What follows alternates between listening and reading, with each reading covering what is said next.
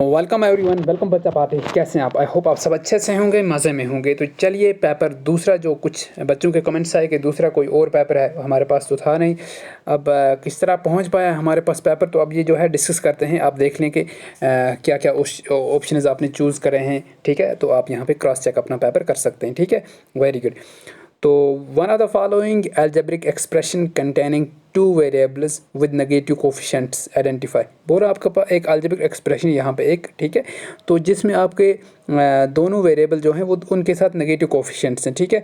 तो आप यहाँ पे देखिए D part is the correct, क्योंकि यहाँ पे माइनस एक्स है ना, माइनस एक्स के साथ वन भी तो है, ठीक है। -1x लिख सकते हैं।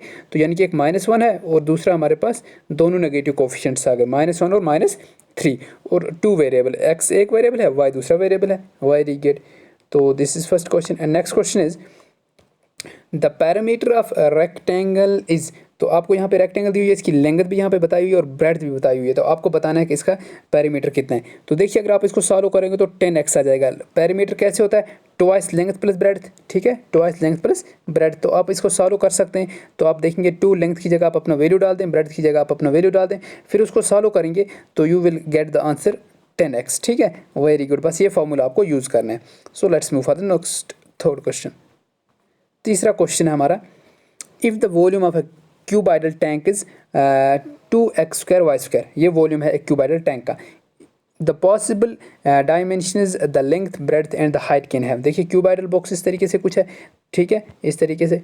तो इसकी लेंथ, ब्रेड्थ और हाइट कितनी हो सकती है हमें बताना है, ठीक है। देखिए क्योंकि लेंथ ब्रेड्थ 3 है, लेंथ ब्रेड्थ और हाइट, क्या मैं ऐसे लिख सकता हूँ 2x, ठीक है। यहाँ पे देखिए आप यहाँ पे चूज़ करिए। देखिए इसमें 2x, XY और y², यहाँ पे यानी कि ये लेंथ अगर है, ये ब्रेड्थ है दूसरी, और तीसरी आपकी हाइट आ जाएगी। 3 है तो इसमें भी 4 हैं। इसमें आपके पास 2x, XY और y है, तो 2x² यहाँ पे y² हो जाएगा, ठीक है। ओके, तो पहले में आपका 2x² y³ हो जाएगा। देखिए ये भी नहीं है, पहला भी सही नहीं है। तो C part is the correct option, ठीक है। यहाँ पे सी पार्ट करेक्ट है। तो चलिए नेक्स्ट क्वेश्चन की ओर बढ़ते हैं। Question number 4 is the value of ये 49² माइनस 51 का स्क्वायर। आप 49 इंटू 49 करें, आपके पास एक वैल्यू आ जाएगा, और 51 और 51 करें, आपके पास दूसरा वैल्यू आ जाएगा। फिर आपको 49 के जो वैल्यू आ जाएंगे वो 51 का जो स्क्वायर करने के वैल्यू आए उससे माइनस करेंगे तो आपके पास -200 आ जाएगा, ठीक है। ओके, आई होप आप समझ रहे होंगे, ठीक है। तो next question is question number 6। A semi-circular portion of radius 7 cm is cut out from the square paper of the side 14 cm. The perimeter of the remaining paper is। बोल रहा है कि आपके पास सेमी सर्कुलर पोर्शन है, ठीक है, जिसका radius 7 centimetre, यहाँ पे डायमीटर 14 है, तो रेडियस 7 ही होगा, ठीक है। ये कट किया हुआ है एक स्क्वायर से, ठीक है। और स्क्वायर का जो है टोटल साइड जो है वो 14 सेंटीमीटर है। तो द पेरीमीटर ऑफ रिमेनिंग, तो जो इसका पेरीमीटर हो जाएगा दैट इज़ 50 सेंटीमीटर, ठीक है। Very good. तो आप next question is the area of the closed figure given is in the figure 1 centimetre square grid is close to. देखिए ये जो क्वेश्चन है, ये क्वेश्चन पहले पेपर में, जो दूसरा पेपर हमने डिस्कस कर लिया ऑलरेडी, उसमें भी ये रिपीट था। तो योर करेक्ट ऑप्शन इज, इसमें आपका क्वेश्चन नंबर 6 में आपका सी आएगा, 12 सेंटीमीटर, ठीक है। तो आपको ये सब जितने भी हैं ये सब इंक्लूड करने, जितने इसके अंदर आ रहे हैं, ठीक है। तो ये जितने इस फिगर के अंदर आ रहे हैं, इस ब्लैक पोर्शन के अंदर, ये सब आपको गिनने हैं, वही आपका आंसर होगा। राशिद है 2 सर्कुलर लेड ऑफ टिन, ठीक है। उसके पास 2 लेड, ठीक है, लेड हैं टिन के, ठीक है। उनका रेडियस जो है 7 सेंटीमीटर है, 7 सेंटीमीटर ईच, ऐसे ऐसे।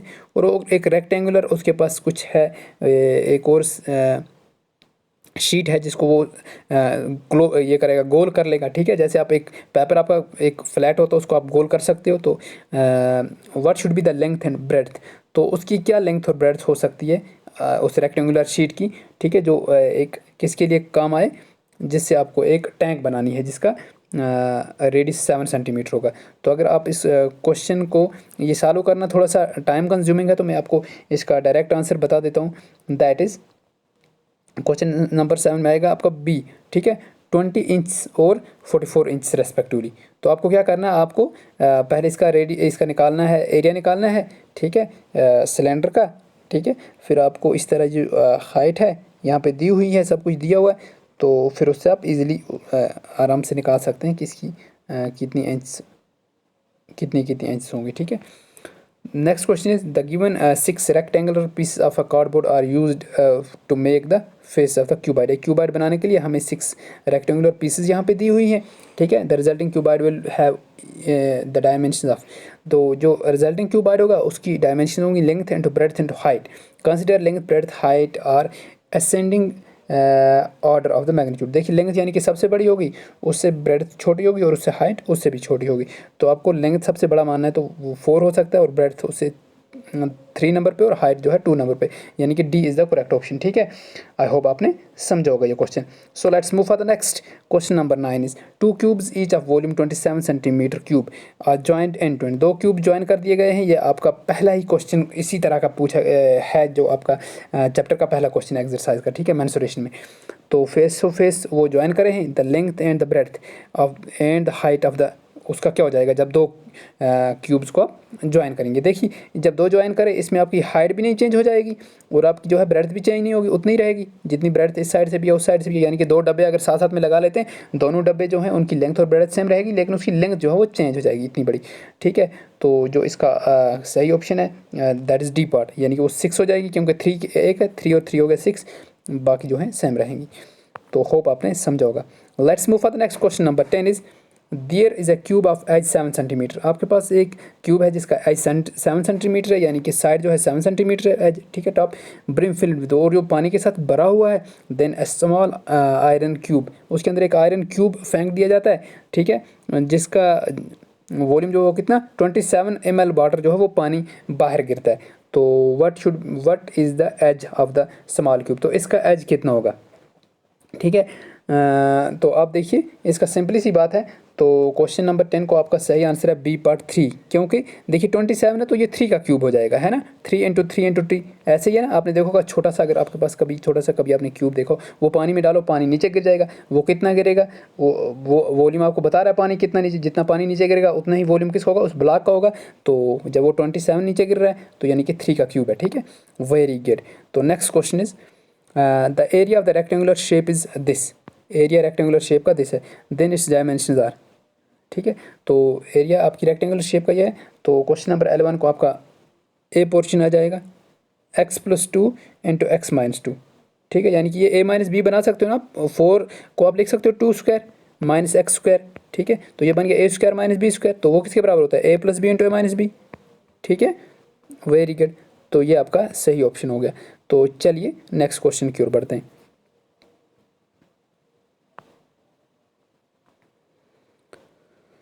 Question number 12, the highest common factor among this. ये आपके पास 3 है, यहाँ पे अलग अलग टर्म्स दी हुई हैं, तो इनका हाइस्ट कॉमन फैक्टर आपने बताना है कितना होगा. तो हाइस्ट कॉमन फैक्टर आप बताएं. देखिए क्वेश्चन नंबर 12 का सही ऑप्शन आपका आ जाएगा सी. ठीक है, 2xy.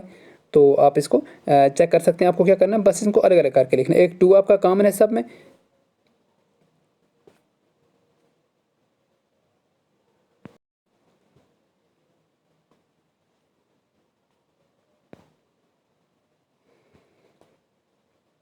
तो आई होप ये समझ आ गया होगा. Next question, when 4 minus 4xy plus X square Y square is divided by 2 minus X Y, the question will be. देखिए ऐसे क्वेश्चन को आप डिवाइड करके वो इतना लंबा प्रोसीजर मत किया करो. देखिए इसको देख लो, ये आपके पास a माइनस बी का होल स्क्वायर का फॉर्मूला है सीधा सा. ठीक है, क्योंकि यहाँ पे देखिए -4xy, यहाँ पे 4 है, यहाँ पे एक्स स्क्वायर वाई स्क्वायर है, तो इसका कोई ऐसा ही बन रहा होगा. तो आप लिख सकते हो 2 माइनस एक्स वाई ए माइनस बी, ये बी है. ठीक है, इसको आप ए माना करो, पहले टर्म को ए मानो, तो यानी कि 2 का स्क्वायर हो गया ए स्क्वायर माइनस 2ab. 2a हमने क्या माना है 2 आ गया फार्मूला का 2a के बदले, और b हमारा एक्स वाई है, हो गया 2 2 4xy.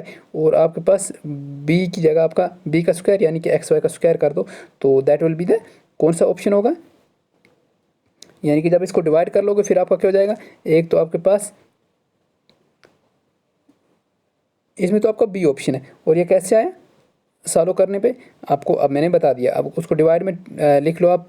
कितना आ जाएगा 2 स्क्वायर, सॉरी ऐसे आ जाएगा 2 minus X Y whole square. ठीक है, तो आप 2 माइनस एक्स वाई लिख सकते हो इंटू 2 माइनस एक्स वाई. यहाँ पे आ जाएगा 2 प्लस एक्स वाई और दूसरा आ जाएगा 2 माइनस एक्स वाई. तो एक्स वाई डिवाइड करो आप उसको किसके साथ, आप उसको डिवाइड करोगे 2 माइनस एक्स वाई के साथ, 2 माइनस एक्स वाई, तो ये और ये कैंसिल हो जाएगा, 2 minus X Y, 2 minus X Y, तो आपके पास 2 प्लस एक्स वाई बच जाएगा। ठीक है, 2 माइनस यहाँ पे 2 माइनस एक्स वाई। ठीक है, तो आपका बी जो है करेक्ट ऑप्शन है। Next question number 14 is without multiplying the actual guess the product of, तो आपको मल्टीप्लाई करने के बिना ही इसका गेस करना है प्रोडक्ट। तो क्वेश्चन नंबर 14 के लिए आपका D part is the correct option. ठीक है, ओके। तो next question is question number 15, by which number 125 need to be divided, किस नंबर के साथ डिवाइड करें, तो आपको 125 को डिवाइड करना पड़ेगा। लेट एक्स है तो इधर आप 500 ले लें, ताकि आपका क्वेश्चन जो है वो 500 आ जाए, तो इसका उल्टा हो जाएगा, यानी कि एक्स इक्वल टू आपका 125 डिवाइड में चला जाएगा 500, तो दैट इज इक्वल टू 0.25, तो ये इसका सही ऑप्शन है। Next question is question number 16, if a number is divisible by 3 and 7 then the number is always divisible by, देखिए अगर कोई नंबर दो नंबर से डिवाइड है तो उनके प्रोडक्ट से वो किसी भी हालत में डिवाइड हो जाएगा। तो 3 7 कितना होगा 21, तो 21 is D and that is the correct option. ठीक है, वेरी गुड। तो चलिए अगला question, that is question number 17। तो क्वेश्चन नंबर 17 हमारा है, देखिए ये क्वेश्चन भी जो आपके ना पहले पेपर में भी पूछा गया था। ठीक है, if 7xy5 is multiple of 9 then X Y are the 2 digits with, देखिए यानी कि एक्स और वाई आप किसके साथ रिप्लेस कर सकते हो, तो एक्स और वाई दोनों है, अगर इनको ऐड करके आप जो है देखो 9 के डिविजिबल में टेबल में आना चाहिए, तो या x प्लस वाई 6 होना चाहिए या x प्लस वाई 15 होना चाहिए। ये अगर होगा तो ये सब जो है जितना भी इनका सम करोगे डिजिट्स का, जितने यहाँ पे आ जाएंगे तो ये डिवाइड हो जाएगा 9 के साथ। ठीक है, तो दिस वाज क्वेश्चन नंबर 17। अब क्वेश्चन 3 यहाँ पे एक ग्राफ दिया हुआ है, तो इस ग्राफ को समझकर आपको 3 क्वेश्चन के आंसर देने हैं।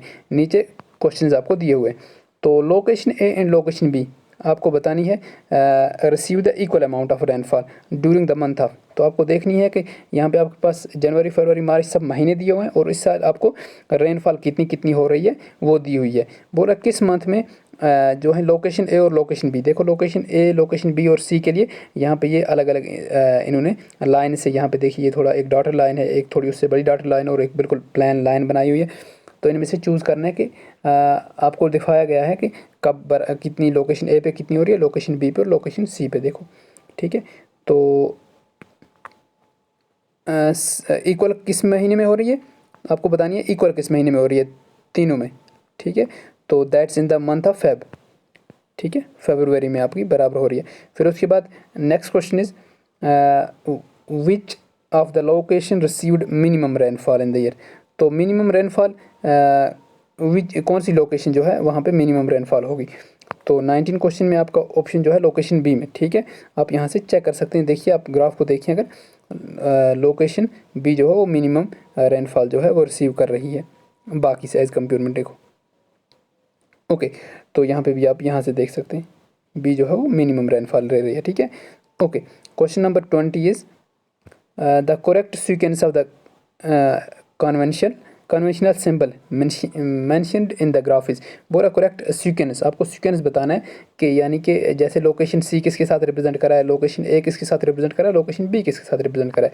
तो देखिए जो है लोकेशन सी जो है वो डॉटेड लाइन के साथ, लोकेशन बी है वो जो उससे बड़ी थोड़ी डॉटेड लाइन से, और लोकेशन ए जो है वो बिल्कुल एक लाइन के साथ रिप्रेजेंट करी है। तो ये आपका सही ऑप्शन है, यानी कि D is the correct option. ठीक है, आप ये ग्राफ से इजीली समझ सकते हैं। तो ये थे कुछ जो क्वेश्चंस आपके एग्जाम में पूछे गए थे, और आई होप आपने अच्छा से अपने पेपर किया होगा। तो मिलते हैं फिर नए वीडियो में, तब तक अपना ढेर सारा ख्याल रखें, बने रहें, स्टे ट्यून, बाय बाय।